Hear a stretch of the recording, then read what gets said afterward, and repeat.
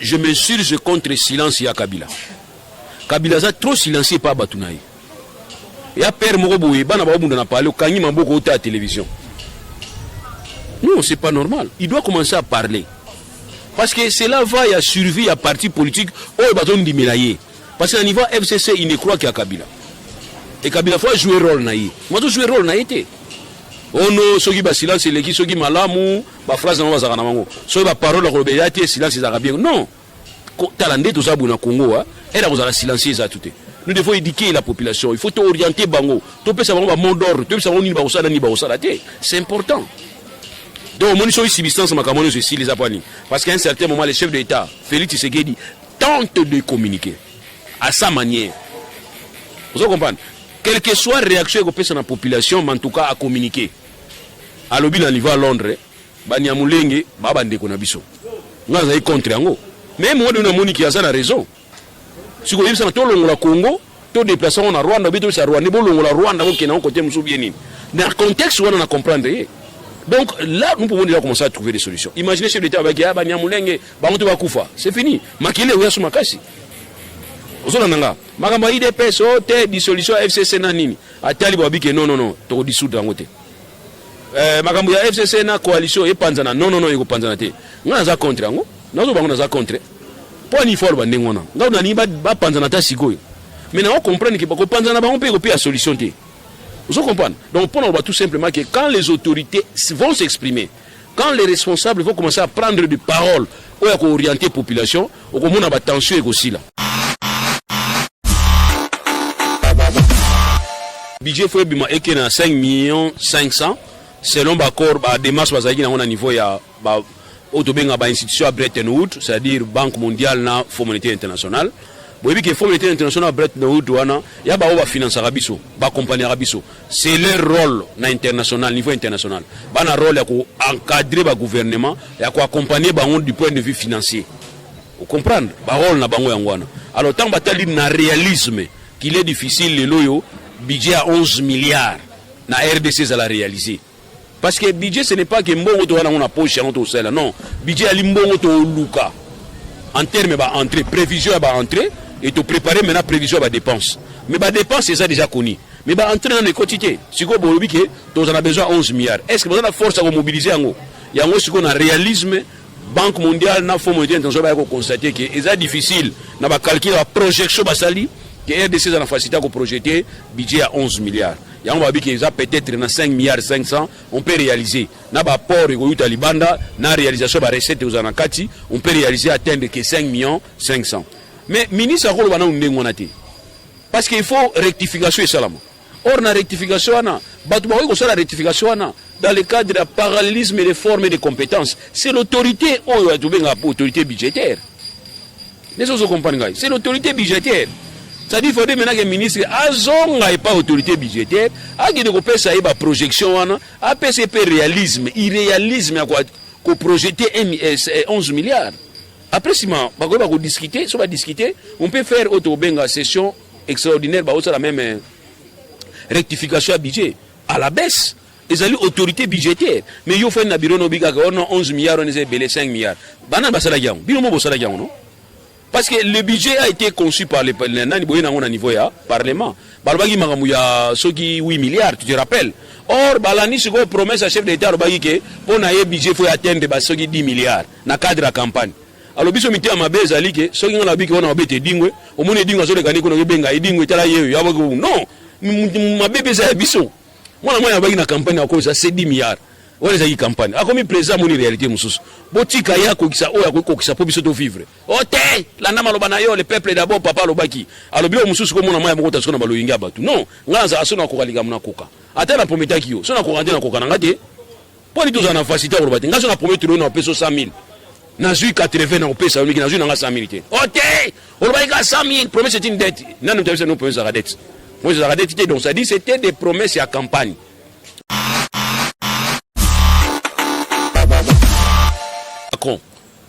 À l'ombre na Élysée, m'a gardé un passeport diplomatique naï. Abete lango voyage na Tchad. Na passeport diplomatique naï. Ba ko découvrir un passeport diplomatique erni. Au temps. Tant on menace les journalistes moko, dans la conférence de presse, bakangi na police, tant la police est kangi, enfin la police a découvert que a un passeport diplomatique. Et tu sais ce qui s'est passé? Ministre des Affaires étrangères de France a porté plainte. Donc même France, moka munene développé, moutoye un passeport diplomatique à ça le roi Moussala, batubaye bakité. A compris plus forte raison la RDC. Na RDC, même chef de poste et un premier ministre a un passeport diplomatique.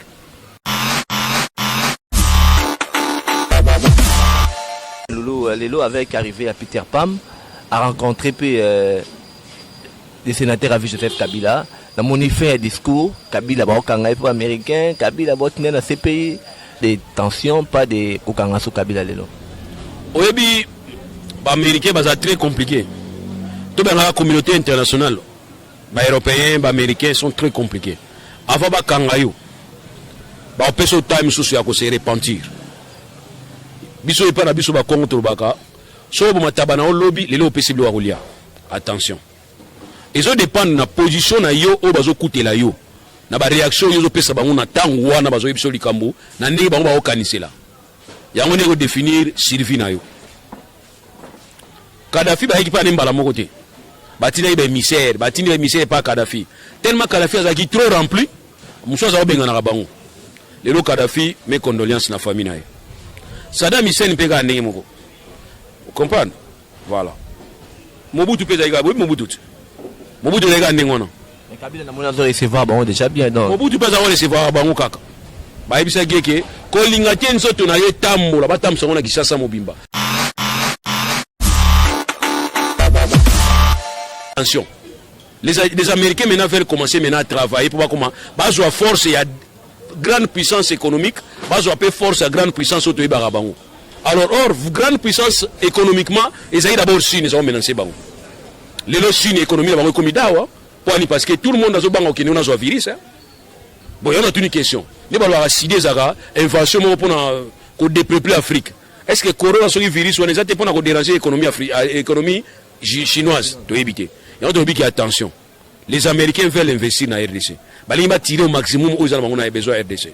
Mais nous allons maintenant leur demander seulement rendez-vous de donner et de recevoir. Tu as profiter. Mais on va assister au droit de l'homme.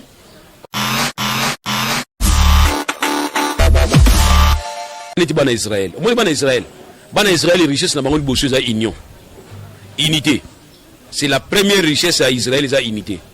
Na niveau Israël, à table Premier ministre Moussa a su pouvoir.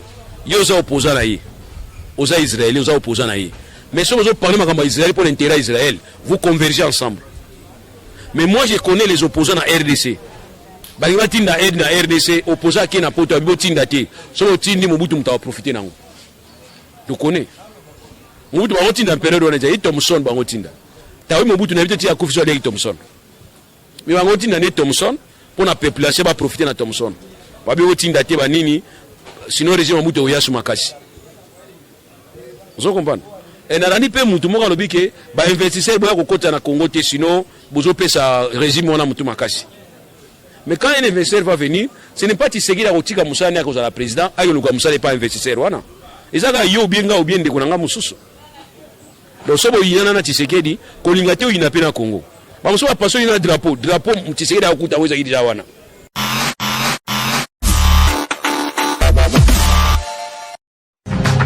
Radio Bissognon au Congo, RDC, une chaîne au cœur du monde. Merci à tous les abonnés des 26 Live, mais pourquoi pas de la radio Bissognon au Congo RDC à suivre en ligne sur www.congonews.com. Les grands rendez-vous décryptage de l'actualité de la semaine. On en parle aujourd'hui avec Maître Loulou Moutou. Maître Loulou, bonjour. Bonjour, messieurs les journalistes. Maître Loulou, pour commencer avec vous, c'était l'anniversaire de la Constitution. Qu'est-ce qu'on peut retenir aujourd'hui de la Constitution de la République démocratique du Congo, malgré qu'elle souffre de l'extranité aujourd'hui? Non, je voudrais préciser, je ne suis pas constitutionnaliste, plutôt je suis je suis dans les affaires, c'est-à-dire je suis un expert du droit des affaires, mais je suis juriste, je suis avocat et aussi je suis enseignant de droit. Donc je suis plus dans les domaines économiques et social. Donc voilà là où je suis. Mais écoutez, nous avons bénéficié de l'enseignement du système belge où on nous a appris c'est-à-dire la généralité.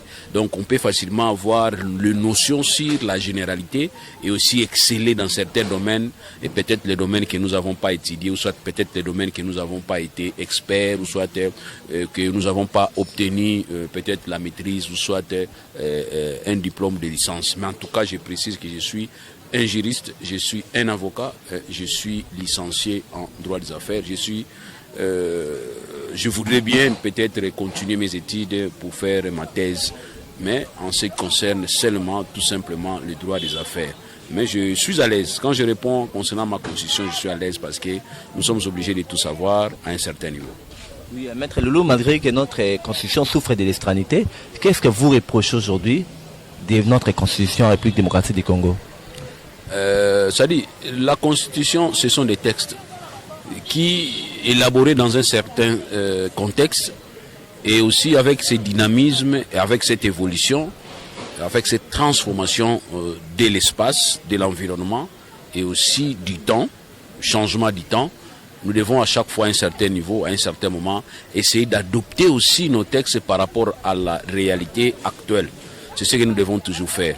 Nous ne parlons pas qu'on change la constitution, mais quand même, il faudrait peut-être songer de voir de la manière possible comment essayer c'est-à-dire de changer soit notre constitution, d'essayer de modifier pour un intérêt. Pas modifier comme ils ont fait en 2011, modifiant pour ne rien apporter, mais modifier dans le cadre de tenir compte de certaines réalités que nous avons. Parce que l'expérience négative aussi, c'est une expérience qui peut facilement nous aider aussi à voir, nous avons échoué à tel niveau, qu'allons-nous faire aujourd'hui pour éviter cet échec? C'est aussi une expérience.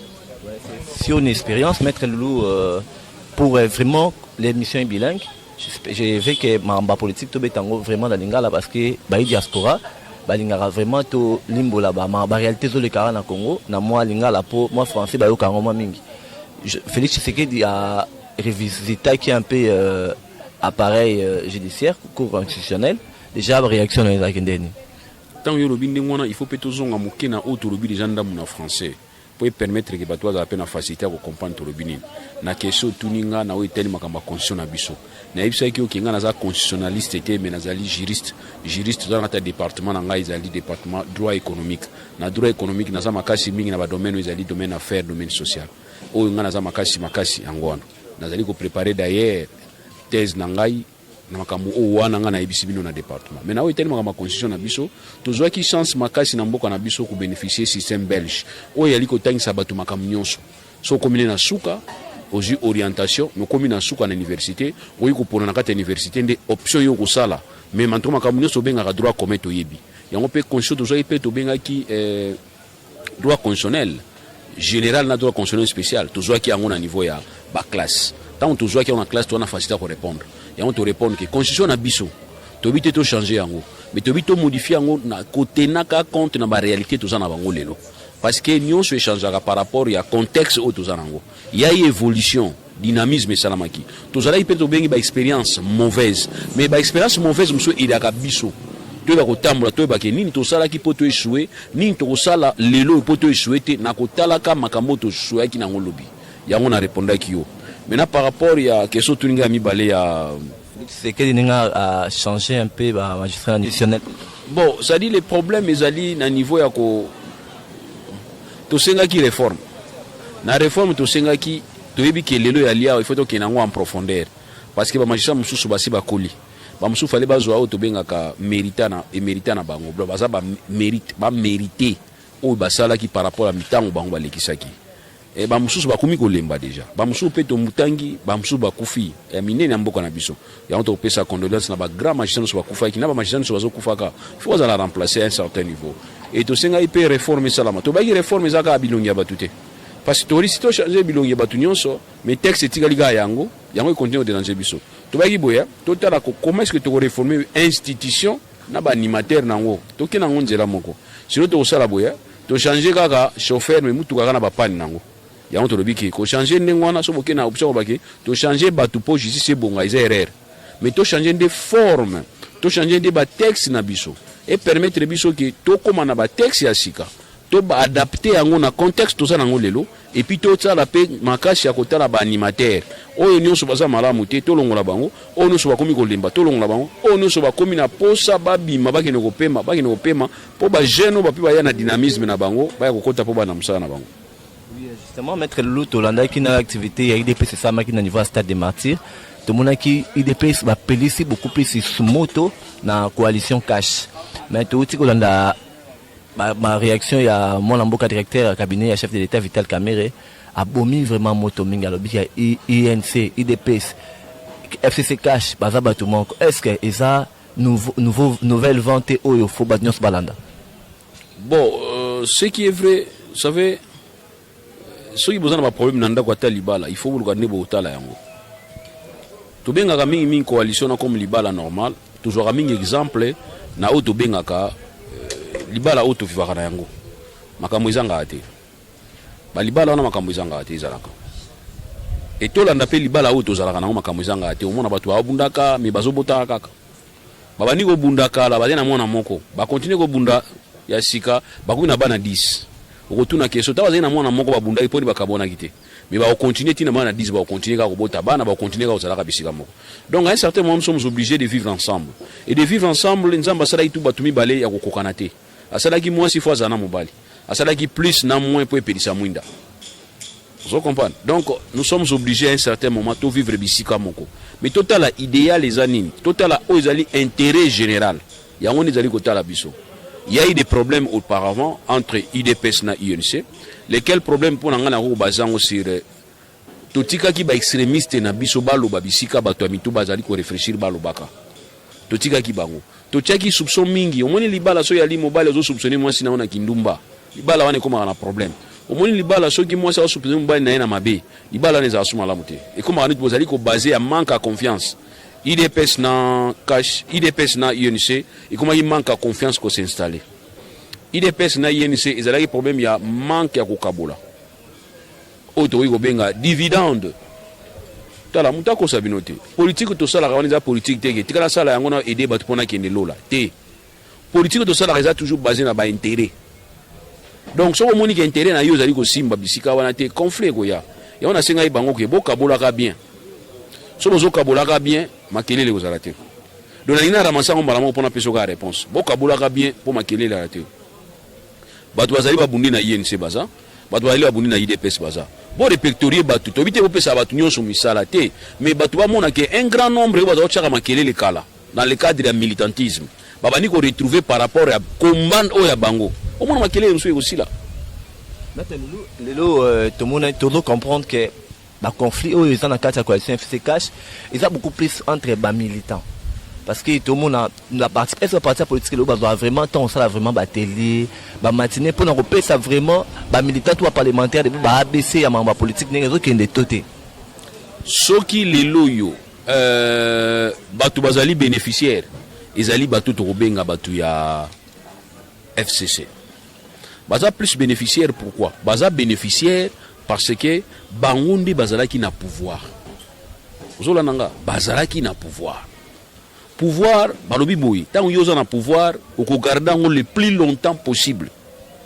donc ça dit FCC basalaki raté à ko garder ngo le plus longtemps possible à telle enseigne que ba père président poste ya munene o yali ko se retrouver na kati ya exécutif parce que l'exécutif ezali to bengango bicéphale c'est-à-dire il y a la mitumi balé exécutif toi na président de la République après toi na premier ministre président de la République azali moto bazali ko ponaye na circonscription nyonso premier ministre ali moto azali ko bima na majorité parlementaire ba on basali ba mitu ya exécutif moto azali na mitu ya exécutif nyonso ne azali ki perdre o ezala ki coalition na bande ko mususu basali FCC bazalaki na yango mais tabaki na bomekano ba perdre moto moko ba perdre président de la République tant ba perdre yango batika na majorité parlementaire eza perte mais na batali boy na programme tozalaki nango ko sala liboso so il est totikeli ka na majorité parlementaire tozala na opposition tozala na cohabitation na bato mususu na ngambo kuna o ba iko zo biso poste oyo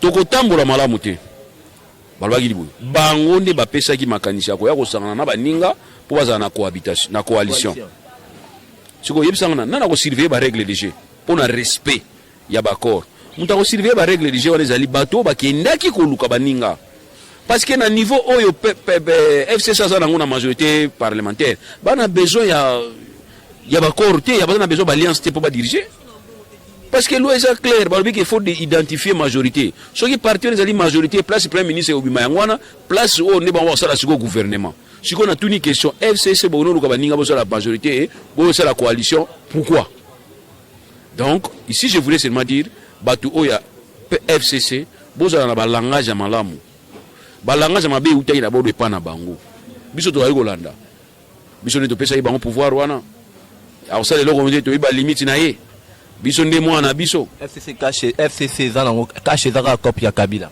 on a imagé ozo comprendre olandi so moto bango na ngo bosa nango kashe wana ezaka copie ya Kabila ye moko balangage wana esali ke elamusa ba oyo baza koyeba te likambo nini koleka parce que biso musutu tozali baka ke passation soki civilisé pacifique alternance pacifique tango babani koloba makambo na bango kuna bani ko réveiller biso oh ndenge nini ngolo alobi ke ngando azobela ngana boya fona ndima donc ça dit place ne premier makasi ne pas na batu mususu yangwana et réveiller siko batu tango réveiller batu et se faire révolter maintenant batu na niveau à base oh biso sali combat na biso so 37 ans biso lelo to jouir pouvoir bongo bino bolo bake bino ne bopesi biso yango batu ba ko za révolter oh no mariage za ndenge wana te ba secret moi sinon mbali ba bomba ngona ga mobali so ba famille mobali ba ye zo ka simbongo pesa mobali na kata chambre ke pia bandeko na ite mais mobali afanda boyo no to zaka madame yem tazaka na mbongo na zaka na mbongo te madame pa ye madame pesa mbongo yepe moi sipe obi na pesa te mbongo ngoya yo yango ni zaoleka na coalition na bango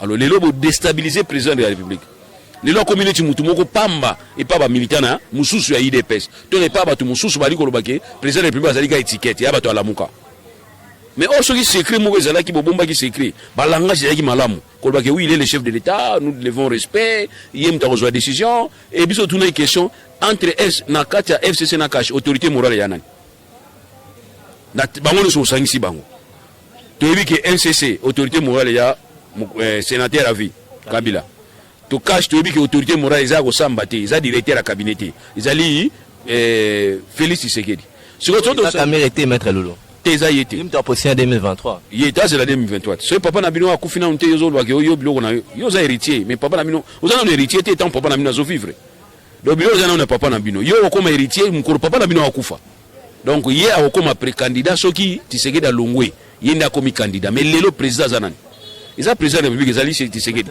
alors ye azali sikoyo autorité morale ya cash nani Vital Kamerhe to fela ozo compliquer na point ça Félix akomi Félix azali autorité morale à cash siko so sangisi cash na FCC basangini sika moko basali coalition basali mariage non 1 plus 1 plus combien 1 non siko na 1 plus 1 plus 1 mukonzi nani qui est l'autorité morale Sina Rambote ah voilà so yo bisi na ramo yende tuni question ah utuni nga so répondre na tuni question alors so ni lobi ke so tuni question so ezali sina rambote c'est faut tuna ngapeti Tshisekedi te et ça Tshisekedi mais or ba on bazo ninga ndingo na te on a battu sur la PPRD wana so azotanga même ministre azo makamuna niveau ya ministère na ye ako préférer tanga na ye Kabila ki atanga kombo ya Tshisekedi mais or kala webi na reportage à radio to la match ya Léopard Zobeta mais ce chef de l'état azo na nso parti ngakati mais lelo yo kombo ya Tshisekedi zo bima lisusu te tout le patronage du chef de l'état yo ka ngosusu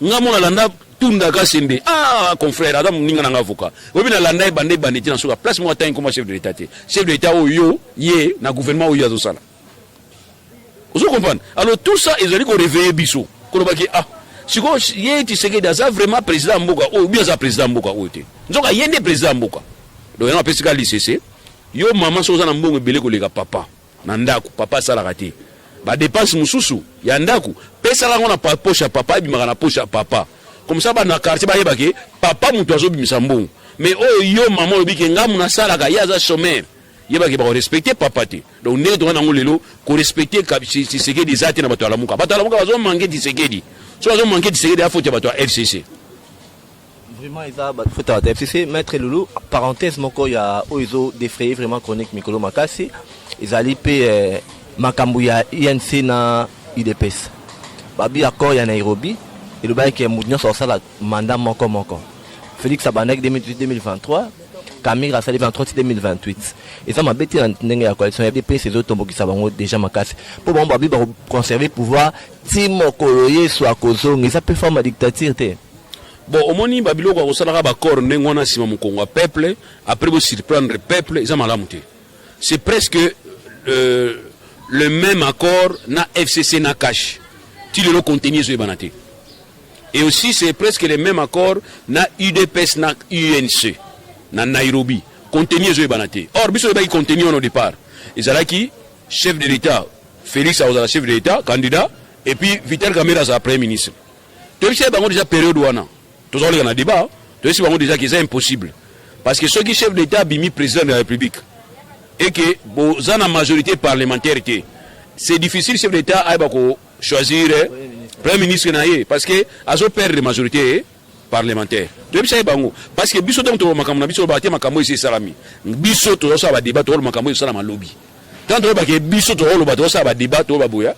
Bo lobby bo sali accord na bino Nairobi ko lo ba ke candidat Tshisekedi premier ministre Ozala Vital Kamerhe et Simba Kaka Soki président bimi président et puis IDPS na UNC babimi na majorité na niveau parlement wana Ozala automatiquement bato IDPS na bato UNC bakopona oya bango premier ministre ba sala gouvernement et supposons que Félix abimi président de la République mais IDPS na UNC baza na majorité parlementaire Kamerhe comme président mkoni comme premier ministre mkoloni. Alors, place va modifier, Kamerhe yemo avec la télévision, non, n'a pas posé dans un premier ministre. Vous comprenez? N'a posé dans un premier ministre. Place nous sommes konjambo à Otindanga, place on a okende. Or, biso to yebaki place on konjambo à Otinda Kamerhe ezaka wapi. Cause directeur de cabinet nae. Parce que directeur de cabinet ça poste moko stratégique pour le président.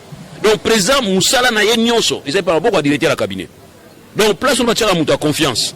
Yango moni tangu président mboka komi président mboka ayako nommé Kamerhe comme un directeur de cabinet nae bosiko bino bosa di makele ni mocha bino da IDPS boni bacha na Peter Kazadi to bacha Kabuya place wana te bako cha Kabuya te bako cha Peter Kazadi te bako cha Kabunda te pourquoi parce que promesse au bosana ki pobo kanga na bisika mo eza pobo simbana comme raté comme premier ministre c'est tout à fait normal pour passer un poste stratégique qui permettre à aider chef de l'État mais pour mes amis ici, nous avons vu que chef de l'État, il y a Félix Tshisekedi, na Vital, Bamonde va Sanganaki.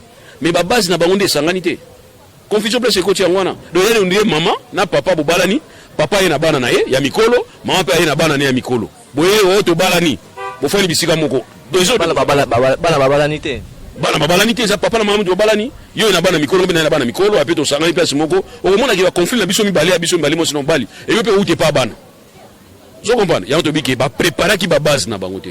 Va préparer qui te et t'as la coco il faut se préparer. Vraiment coco il faut se préparer. Maître Loulou Toulanda qui est ministre de la finance par rapport à budget. Alors dit que budget il faut à la revue à la baisse. Donc il a sous 10 milliards. Déjà comment il a envisagé? Bon, alors dit que budget faut bima et qu'il y a 5 millions 500 selon l'accord la démarche bazaki na niveau ya ba autobenga ba institution à Bretton Woods, c'est-à-dire Banque mondiale na Fonds monétaire international. Boyebi que Fonds monétaire international Bretton Woods wana ya ba ba financer biso, ba accompagner biso. C'est leur rôle na international, niveau international. Ba na rôle ya ko encadrer ba gouvernement, ya ko accompagner bango du point de vue financier. Vous comprenez? Ba rôle na bango yangwana. Alors tant batali na réalisme qu'il est difficile le loyo budget à 11 milliards na RDC ça la réaliser. Parce que le budget, ce n'est pas que mbongo to wana on a poche en to sela non. Budget ali mbongo to luka. En termes ba entrée, prévision ba entrée et to préparer maintenant prévision ba dépense. Mais ba dépense c'est ça déjà connu. Mais ba entrée dans les quotités. Si ko bolobi que to on a besoin 11 milliards. Est-ce que vous avez la force à mobiliser yango? Yango si qu'on a réalisme Banque mondiale na Fonds monétaire international ba constater que c'est difficile na ba calculer la projection ba sali que RDC a la facilité à projeter budget à 11 milliards. Il y a peut-être 5 milliards 500, on peut réaliser. Na ba port et Talibanda, na réalisation ba recette aux anakati, on peut réaliser atteindre que 5 millions 500. Mais ministre a rôle ndengonate.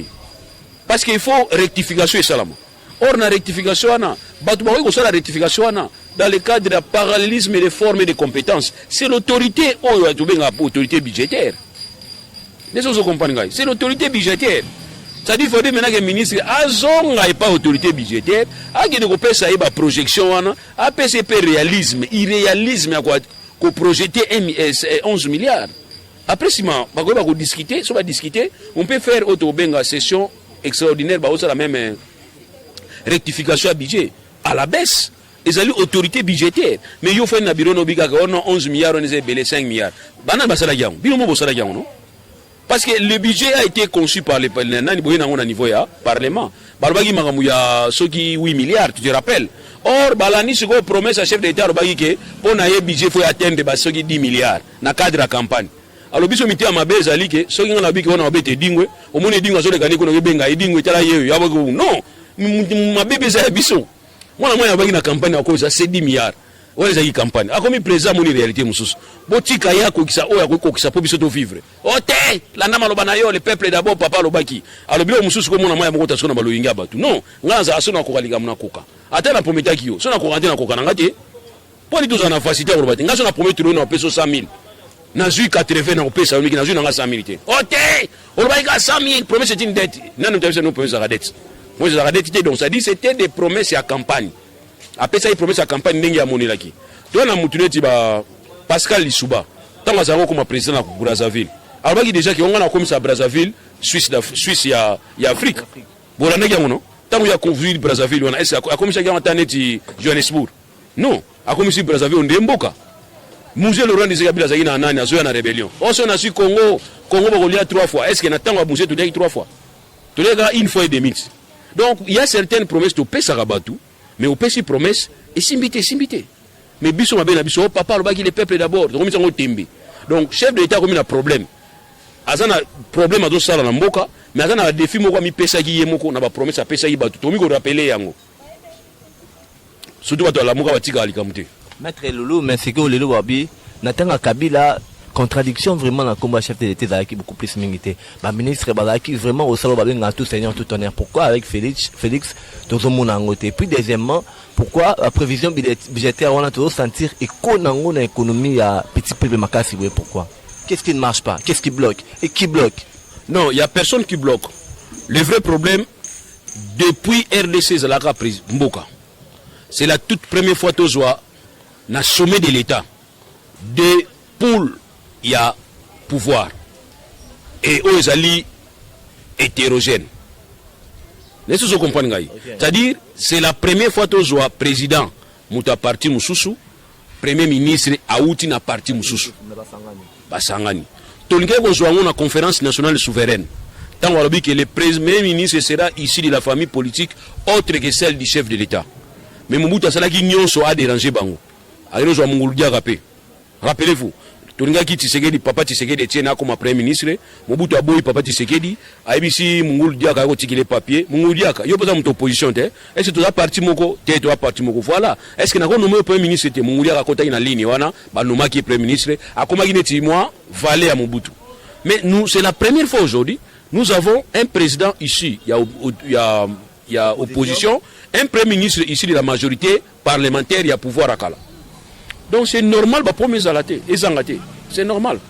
Tant que Kabila président, Mouta FCC, Premier ministre président, Premier ministre Mouta FCC, ministre de la Finance Mouta FCC, ministre de budget Mouta FCC, gouverneur de la banque Mouta FCC, policier ou agent associé Mouta FCC, tout allait bien. À tabayer na baoya na katibato c'est couvrir. Mais les lots soutis, les lots soga Mouta Saliga pas réseaux sociaux. Ministre moi a retard, va filmer, va bengani. À côté, Moussa filmé na kati, a filmé na kati. Ministre Moutatinda ipa masanaï. Botala à côté, a yagi retard. On a joué à Tine, on a des réseaux sociaux. Bisous tout aux gens, on va commenter. Ministre Gingan, est-ce que n'a la ministre? Tant la ministre soit dans Moussa. On a mis un film pour nous, on a un bureau, les ministres travaillent. On travaille, donc tant il travaille à un certain niveau, dans l'opposition. Donc yo linga te ngapena linyo te to sabisika moko. Patro linga nengona, poani. Yo funda ngapena funda yo. On a contradiction à niveau. Mais tant que 43 doit constater. Mais pourquoi les lots éco-macas, c'est sur le plan économique, aussi à tout dollar, aussi à le marché, ne va pas jusque-là. Pendant que tu as un régime encore, changement de régime et salamité vraiment comme il faut, donc tu as apparemment un système, pourquoi tu as senti bouleversement économique Makassi? bon omoni teuti na ba régime moko boye monsieur Sibiso a facilité teuti na ba régime moko monsieur Sibiso qui soki simité ba keba na simandaku ba sali ba franc congolais ba bimiseli ba futi bino et donc créer ba inflation les dans la régime moko boye difficulté zani to sa production te mon frère bozo produire le côté point ni bino zaka so ça le côté lingo tonda ya mutu aza so le côté au côté na chambre kangyo nzambe toni sanga libumu nzamba za cuisinier te donc nous devons travailler quelque part nous ne travaillons plus tout ça la te n'habite que mutu mais n'habite Congo to travailler ba activité ne soit bloquée et a bloqué besoin produire te so lingi so nzamba pour Congolais azali Congolais kan nzamba za Congolais nzamba Congolais te nzamba faut kipa Burkina Faso akipa makambo Brazzaville makambo Zimbabwe makambo to kana Syrie nzamba faut kipa bino so kan nzambe azaka Congolais côté na biso non nous no c'est nzambe sala moi la classe na biso do d'Afrique non c'est pas non travailler besoin ça la te Moussa les athées, bah ministre les athées on a reçu un gamin pamba, président na batuné à IDPS bazo ça ba discussion, UNC na IDPS bayo kanate, FCC aligné Kabila Zonga, tu vois tout ça ils ont ça la kito ça na Moussa la tête, tout ça la tête. Sur le milieu niveau bongandé. Ah, boni facilité trop hein. Maître Loulou, tu commis comme déjà dans sous émission na biso, Maître Loulou avant activité à IDPS na stade des martyrs, tu au qui va discours moins belé. 14 janvier chef de l'État n'a pas prérogative comme chef de l'État. Azola t'as vraiment donné comme chef de l'État. Dissolution Assemblée nationale. Kassir c'est pas marié. Kassir y a mariage. FCC cash. Mais apparemment la bloc on a tout vidé dans substance. Non, il y a guerre médiatique on dirait. Non, ils ont vidé c'est parce que vous allez remarquer que les autorités, il y a différentes parties, il y a différents plutôt partis politiques va réagir. Ok, va réagir. Moi, je m'insurge contre silence à Kabila. Kabila a trop silencieux par Batounaï. Et à Père Moroboué, Bana Babounda n'a parlé, Kangi Mamboko à la télévision. Non, c'est pas normal. Il doit commencer à parler. Parce que cela va y a survie à parti politique, où il va donner des parce qu'à niveau FCC, il ne croit qu'à Kabila. Et Kabila faut jouer rôle naï. Moi, je joue rôle naïté. Oh non, ceux qui ont silence, c'est les qui sont malamu, ma phrase non va s'arranger mango. Ceux qui parole la colobéliate, silence c'est arabien. Non. Talendé tout ça pour le Congo, elle a besoin de silencier ça tout. Nous devons éduquer la population. Il faut orienter bango. Tu peux savoir le monde d'ordre. Tu peux savoir ni baosa ni baosa la té. C'est important. Donc mon ici substance ma camono ceci les apani. Parce qu'à un certain moment le chef de l'État, Félix Tshisekedi, tente de communiquer à sa manière. Vous comprenez? Quelle que soit la réaction que peut la population, mais en tout cas à communiquer. À l'objet d'un niveau à Londres, Banyamulenge, Babande Konabiso. Nous avons contre Ango. Mais moi, nous avons qui a ça la raison. Si vous avez ça, tout le Congo, tout déplacement en Rwanda, tout ça Rwanda, le Rwanda, qui est en côté Moussoubieni. Dans le contexte, on a compris. Donc là, nous pouvons déjà commencer à trouver des solutions. Imaginez le chef d'État avec Banyamulenge, Bankoufa. C'est fini. Makele ou Yasumakasi. Ozonanga magamba IDPS ote dissolution FCC na nini atali bobike non to dissoudre ngote magambo ya FCC na coalition e panzana non eko panzana te ngana za contre ngo nazo bango na za contre po ni fort bande ngona ngao na ni ba panzana ta sikoyo mais na on comprendre que ba ko panzana ba on peut copier la solution te vous comprenez donc pour nous tout simplement que quand les autorités vont s'exprimer quand les responsables vont commencer à prendre des paroles ou à orienter population au comment na ba tension et aussi là. En Afrique du Sud, Nelson Mandela outi na prison. Tant on bimi na prison, biso yeba ika kabisa biso ke bolanda ba mindele no so bobo mabango. Nelson Mandela bité, mindele boti ka bisika boza. Afrique du Sud eza yo eza yanga. Toto molango. Lelo Afrique du Sud eza soki na Afrique du Sud, ngala ke na Afrique du Sud, na outi na Afrique du Sud. Belgique était le matin. Belgique na Afrique du Sud était le matin. Donc pour dire que unité, ya mundele na mutu mwindu basangani, atomo l'Afrique du Sud. Oso ko bayano bike ba discours na biso yango ne ko ide ngumbo ke tombwama to na ba discours moko ya discrimination to lingi ko lo musute to lingi yete parce que to yoka na kate parce que Kamer nani Félix Tshisekedi Muluba Martin Fayulu mutabandundu yo Muluba nga mutabandundu mangu na ba to kota ngo te to yoka na kate poni to yoka na kate to yebite yo yebite ngapi na yebite parce que oso on a bien connu son les freiner biso oso comprendre. Il y a un discours wana soit on change on a mis qu'on a biso ba leader d'opinion biso ba autorité on comprend que tension aux annonces na cité tension aux annonces les sources vraiment du côté Maître Loulou Kalef Mtong ava lelo balbi ava na piège lelo ya Kabila ba exposer réaction nao Bon, chacun va interpréter de sa manière, hein? Chacun va interpréter de sa manière, mais au départ, il faut d'abord voir fait Oyo et créer situation. Olaninga, nous avons appris la fois passée qu'il y avait des autorités. Il y a Mboka Nabiso, ils sont quand même des personnalités à Mboka Nabiso, pour ne pas couper en autorité, des personnalités à Mboka Nabiso, qui débarquaient dans l'avion pour un port et un passeport diplomatique. Bon, il y a peu aussi la montée, le monté à ce moment nous ont provoqué Batou. N'est-ce pas comprendre? Au yogi que Bakangi, Muntamakasi, Mokuna Babeti, Yosa Makasi Bandakala. On a bien les gars là sur Betanga. C'est ok au Koufa. Vous comprenez? Donc, c'est-à-dire, il y a des gens qui bien que débarquer dans un avion pour un port, il y a un passeport dans un diplomatique. Il paraîtrait à voyager sur un passeport diplomatique. Et entre-temps, la déclaration, il y a ça qui déjà avant. Et c'est une déclaration du genre, donc, voilà, les premiers années niveau. Est-ce que les lots ont affirmé que réellement, avec tout le monde ancien homme d'État, autant mon passeport mon et ils vraiment officiel trop confirmé le réellement que aussi un état de nature. De changer ba monter. De changer mode de vie brusquement. Olaninga, c'est important comme nous allons. Nous venons d'un système. Système il y a valeur na ba anti-valeur nango. Il y a ba élément nango. Système wana. To yele loko kota na système ya sikati. Mais to yeko ça la continuité ya système wana na ko sangana na système wana. Nous devons commencer à réparer de l'interne. Est-ce que vous comprenez? Ce qui est dépendant de moi. Né en Algérie, Bouteflika Longwe, na moi na Bouteflika, na Kokwa Bouteflika, na camarade Bouteflika, na Bamassa Bouteflika, Binotoile, Libanda. C'est comme ça. Dans le Soudan, c'est immédiat. Mais à tu es dans politique, il y a alternance, na cohabitation, na coalition plutôt. Alors, si c'est basé dans le Kalawana. Alors, pour remédier dans le tout qui est molo, tout qui est malembe. Et puis, il faut afficher position ni tous en lelo. Donc, il faut savoir décision à Sigane to octobre. Malembe. Na niveau ya France, Benela, on a qui proche collaborateur con. À l'ombre na Élysée, mais garder un passeport diplomatique naï. Abete lango voyage na Tchad. Na passeport diplomatique naï. Bah, il faut découvrir un passeport diplomatique erni. Obitan. Tant on menace qui journaliste monko. Na kati ya conférence de presse, ba kangi na police. Tant que police est kangié, enfin police a découvert que a un passeport diplomatique. Et tu sais ce qui s'est passé? Ministre des Affaires étrangères de France a porté plainte. Donc même France, Moka Mounene, développé, Mounene un passeport diplomatique à Salongwa Moussala, Batoubaye Bakité. A compris plus forte raison la RDC. Na RDC, même chef de poste et un premier ministre a un passeport diplomatique. Même quand il y a ministre, il y a un passeport diplomatique. Na RDC, il y a un alors pour nous, pour que malé malé, ce qui est bangono, na kolongolango tu bego pour na boko na bango. Oile non sani. En tant que chef de l'État, na bengi ministre des Affaires étrangères. To su décret, enneni ministre a su décret. To na su ka ordonnance na su décision.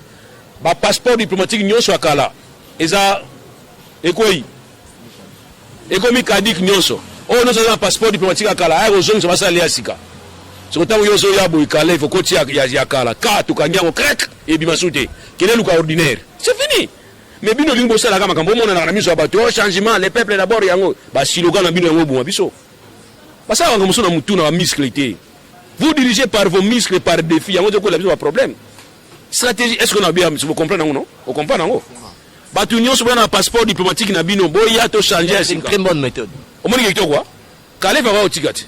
Na ba shadari bako tika bango po bika oya nga diplomatique na tika pia nga sika tango yemba la moko na misu na o tia to paso yango to tumbiango to bikele luka ya ordinaire et c'est lui Maître Loulou tourne déjà comme on a sous émission na biso mais Maître Loulou Lelo avec arrivé à Peter Pam a rencontré des sénateurs avec Joseph Kabila dans mon fait un discours Kabila ba okanga pour américain Kabila ba tenir dans ces pays des tensions pas des okanga sous Kabila Lelo oyebi les Américains sont très compliqués.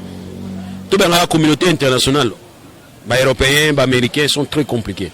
Avant les Kangayo, on peut se se repentir. Biso ipa na biso ba contre baka. So bo matabana o lobby lelo possible wa kulia. Attention. Ils ont dépend na position na yo o bazo kutela yo. Na ba réaction yo zo pesa bango na tango wana bazo biso likambo na ndenge bango ba okanisela. Yango ne ko définir Sylvie na yo. Kadhafi ba ekipa ne mbala moko te. batina ibe misère batina misère pas Kadhafi tellement Kadhafi azaki trop rempli muso za obenga na bango lelo Kadhafi mes condoléances na famille na ye Saddam Hussein pega ndenge moko comprendre voilà Mobutu pesa ika Mobutu ika ndenge wana Kabila na mona zo recevoir bango déjà bien donc Mobutu pesa zo recevoir bango kaka ba ibisa geke ko linga te nzoto na ye tambola batamsa ngona Kishasa mobimba rebelle azoya zwa to pesa yo to benga ki onini voilà ozala na exil moko doré OK soka yebaki donc arriver à Peter Pan mais ça va avertissement pour na Kabila également c'est tout ko analyse en bon na maluma kamba histoire na makambo ya lobby te osala malobi te naza camarade américain te na sala ipa na bango te na abi makambo elega ki lobby c'est la seule moi juriste analyse ce rôle bon ne bon la jurisprudence non muta wa jurisprudence la muto yo zo vivre événement ngala na ka téléspectateur na hôtel ça moi juriste analyse na ndenge so bon prêter biso l'engagement mais ngala tanga ki histoire na classe wabi qui est des événements du passé pour ceux qui va venir donc étudiant on a passé yo moko et puis pour l'avenir il y a yo na yanga voilà muta mutu tirer leçon donc quand on vient comme ça ba reçoit un message et ba opérer na bino za tranquille. Vous comprenez? Pour un certain moment, les Américains vont comprendre qu'il faut travailler. Chine est sauté les Américains trop. Chine est sauté trop. Il y a un moment où est-ce que le coronavirus ils ont jamais côté à laboratoire où chinois pour déranger l'économie là-bas. Peut-être parce que guerre aux États-Unis contre défendre l'intérêt naé. A comme occupé sauté. Alors si quand il y a un community blocage à l'intérêt naé, à cause d'améo. Donc attention. Les Américains maintenant veulent commencer maintenant à travailler pour voir comment base à force et à grande puissance économique, base à force à grande puissance auto barabango. Alors grande puissance économiquement, ils ont d'abord Chine, ils ont menacé bango. Les Chine économie là bango comme dawa, parce que tout le monde a zo bango qui nous a virus hein. Bon, il y a une question. Ne pas avoir sidé zara invention pour na dépeupler l'Afrique. Est-ce que corona ce virus on les a pour na déranger l'économie chinoise de éviter. Et on doit dire attention. Les Américains veulent investir dans la RDC. Ils vont tirer au maximum où ils ont besoin de RDC. Mais nous allons maintenant leur demander seulement rendez-vous de donner et de recevoir. Tout le monde peut s'appeler bisoto bagoneni, tout profiter. Mais bon, il y a un système au droit de l'homme. Oh, droit de l'homme. Il y a un système qui a intérêt dans il y a Maître Lolo pour aussi, Sanayo, Maître Lolo, diaspora, ils sont toujours sceptiques. À l'endroit, il y a le président de la République Fachi. Que Arosa le côté Kabila Mutarosa la Maramounion sort mais faut ça ni mais il y a ça mon côté il faut ça na batu na simana e batu faut ça simana ça ba militant na karaté et ça batu no ça na souci Congo et tout moment tous aniti bana Israël moi bana Israël richesse na bango liboso za union unité c'est la première richesse à Israël za unité na niveau Israël ata premier ministre Moussa a su pouvoir yo za opposant na ye aux Israéliens, aux opposants. Mais si vous parlez d'Israël pour l'intérêt d'Israël, vous convergez ensemble. Mais moi, je connais les opposants à RDC. Ils na RDC, opposants qui n'a pas de tindate. Si vous tindez, Mobutu va profiter. Tu connais. Mobutu va tinda en période où on est Thomson va tinda. T'as vu Mobutu n'a pas dit à Koufisou avec Thomson. Mais va tinda ne Thomson pour la population va profiter de Thomson. Va bien tindate va nini. Sinon le régime Mobutu va makasi. Vous comprenez? Et dans l'année, mutu moka lobi ke ba investisseur ba ko kota na Congo te sinon bozo pesa régime wana mutu makasi. Mais quand un investisseur va venir, ce n'est pas Tshisekedi la kotika musana ko za la président, ayo luka musala pas investisseur wana. Ezaka yo bienga ou bien de kunanga mususu. Donc sobo yina na Tshisekedi ko lingate o yina pe na Congo. Ba muso ba paso yina drapeau Tshisekedi akuta weza kidi wana. Yo lingi sutokezo wa drapeau pasoli. On a bokecho. Wana ta inkomoja? Na ba ezo ngana pese ba komona bango. Ngai ba kantu na ta ba komoja. OK. Maître Loulou, les gens disent que le pays va mal. Qu'est-ce qu'il faut faire réellement pour tout changer? Mboka on peut comme bien parce qu'ils amboka na biso nyonso na bat na diaspora na biso a. Et là projection il faut ça la pomboka on kende bien. Pour olinga cours ya professeur, faut linga d'abord professeur. So lingi cours wana te c'est plutôt so lingi professeur wana te cours na ya te apesa ngo mala mokoni oko comprendre ngote. Donc pour to linga Congo to mo faut to linga d'abord Congo. Ngala linga Congo na kipara Tshisekedi te. Donner la linga la Congo. Tshisekedi ozala wana te talinga te. So lingi Congo ndenge wana c'est bon. Mais so lingi Congo kaka faut Tshisekedi azala wana c'est lingi Congo te. So lingi Congo Car Tshisekedi fait longwa, c'est pour l'Uni Congo. Donc moi, qu'il soit là ou pas, j'aime mon pays. Voilà. Okay, merci beaucoup. Je crois qu'il y a par là de terme l'émission. Merci beaucoup. Merci.